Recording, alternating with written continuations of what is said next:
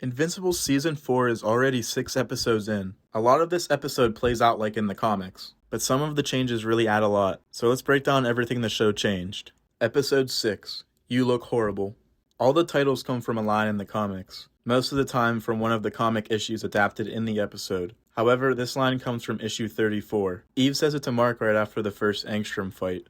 I love the opening sequence to this episode, showing a bunch of stuff that we didn't get to see in the comics. Thetis and Thrag are both talking to their people, getting them ready for the war. One small detail the comics had that the show lacks is that we see Thetis holding the Scourge virus and contemplating whether it's time to use it. With all the heavy hitters still missing in action, he was seriously considering wiping out his entire race. He's also far more stoic in the show. He's not as worried. Like in the last episode, he didn't freak out when he was told their ship had been attacked and everyone was missing. In the comics though, he gets angry at first before quickly calming down. And that difference in temper comes up again later in the fight. Alan and Zack were saved by the Coalition because Alan had a tracker on him. But Alan and Zoe escaped and fled to the Coalition warships nearby, resulting in a fight that we didn't see in the comics. Although Space Racer still saves them in both versions. Also, I'd like to point out that Crad is not new to the show. He was just nameless in the comics and wasn't one of the 3 Viltrumites who attacked their ship alongside Conquest and Lucan. The next change is Conquest's grave. Nolan makes it so that it has 3 pillars of different lengths in order to resemble the Viltrumite symbol. However, in the comic, Nolan only puts 1 pillar. Oliver gets upset in both cases, but in the comic he is far less mean to Nolan. He likes his father right away. In the show, however, Nolan has to work for his forgiveness over the next couple of months. Just like the show, the comics has a montage of this time period while Mark is healing, showing both the Viltrumite War being fought, as well as Nolan and Oliver bonding and training.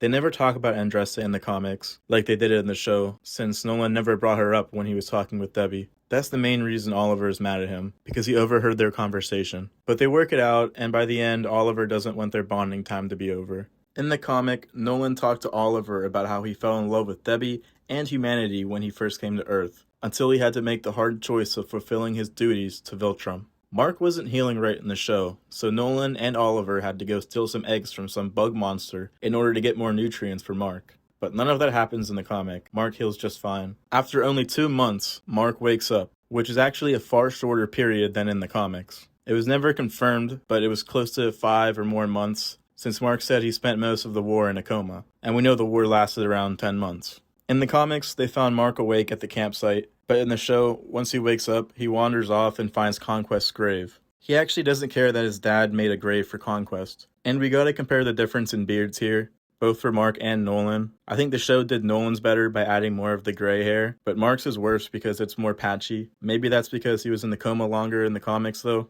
The Battle of Talescria is changed up quite a bit, but it still has the same end result, just with things switched up. First of all, Anissa is the first attacker, not the laser beam from the ship. That's actually never shown in this battle, or ever as far as I know. Speaking of warships, there were multiple in the comics, whereas the show only had 1. But they really captured how massive this ship is. The first thing Thetis does is attack the person he thinks is the mole, once again losing his temper instead of focusing on the fight taking place around him. And he pays the price. General Krieg stomps him like a Goomba. But he still doesn't learn his lesson. He gets up and immediately flies to attack the mole again, only for General Krieg to slam him. The funny thing is, Thetis was messing everybody up in the show. General Krieg, Lucan, and even Anissa. Although, in the comics, he was the one who saved Tech Jacket from Anissa instead of Mark. But she got up and was about to mess him up again for not paying attention before Nolan came in to save him. Thetis is way better in the show.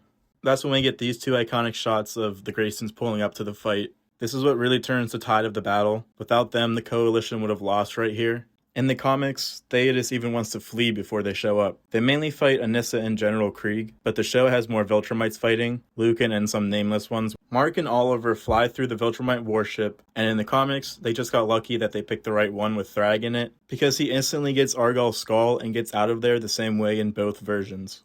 Then when they're throwing the ship into space, it was only Tech Jacket and Thetis that came to help Mark and Oliver, but the show had Alan and Nolan join in as well. I don't know what everyone's talking about with this scene of them leaving being a downgrade from the comics. I feel that it's a rare upgrade in the aesthetic. It's more colorful, and Thrag has a cape. People are just hating on Thrag, but we haven't seen enough of him yet. You might recognize a familiar face. That's Crad. Like I said, he was never named in the comics, and since he's already dead in the show, I'll spoil what happens to him in the comics. He dies the same way to Space Racer's Infinity Ray later on.